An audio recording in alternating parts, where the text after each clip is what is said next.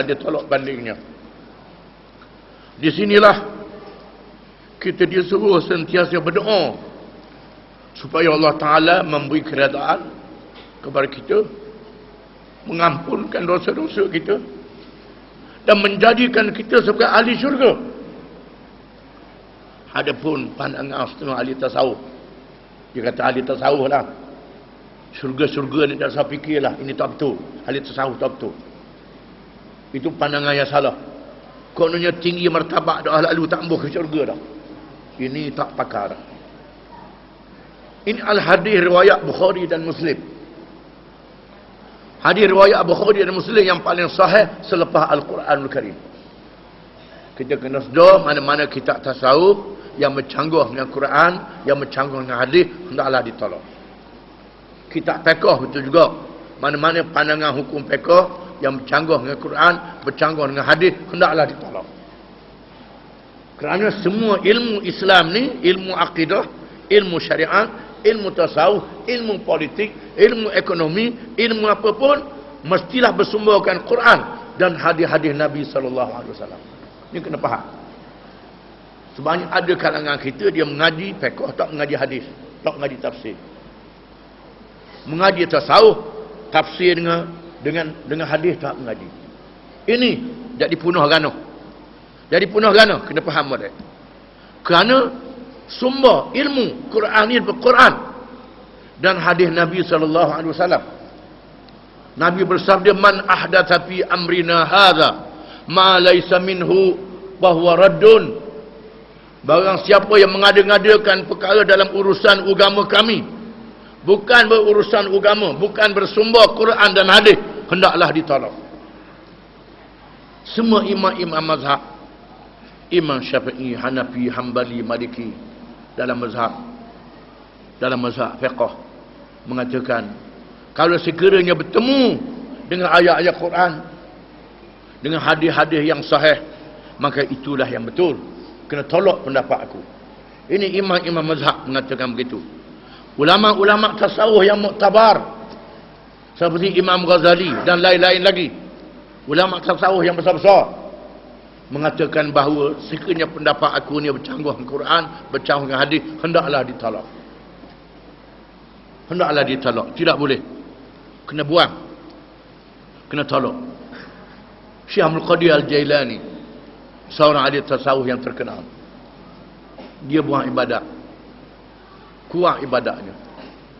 Tiba-tiba mari suara mengatakan, kuatnya Syekh ni buat ibadat, cukup dah padang dah. Dia ambil selipar pekong ke arah suara tu. Siapa dia? Iblis dia, syaitan. Syaitan. Kalau kena kita kat selesai dah, tinggi dah martabat aku ni, tinggi dah aku ni, ni jaga baik, kena faham baik. Akan jadi ujub, jadi kibir, jadi riak, jadi sum'ah, jadi macam-macam, masuk penyakit-penyakit. Syaitan boleh masuk dalam penyakit sehingga siapa perekat kita tolak syurga neraka. Tolak syurga neraka berat. Jadi penuh akidah.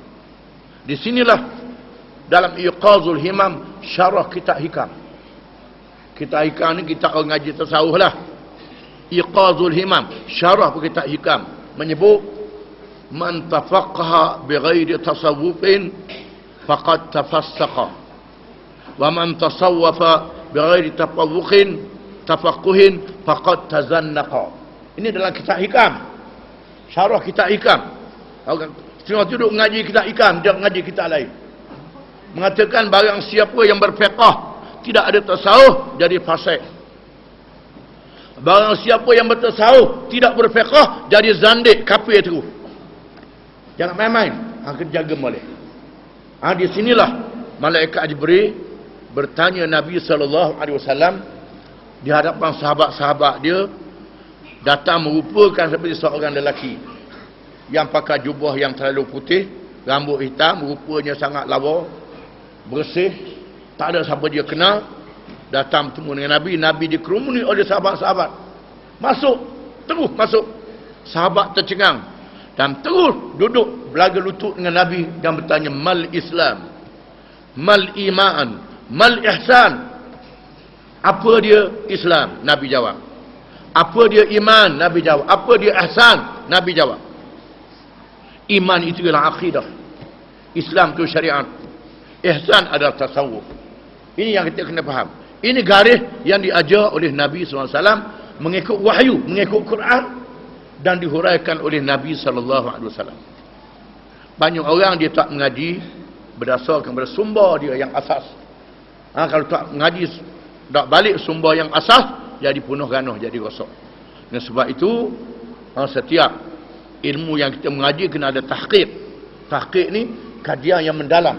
Adakah ini menepati Quran, menepati hadis ataupun tidak? Barulah.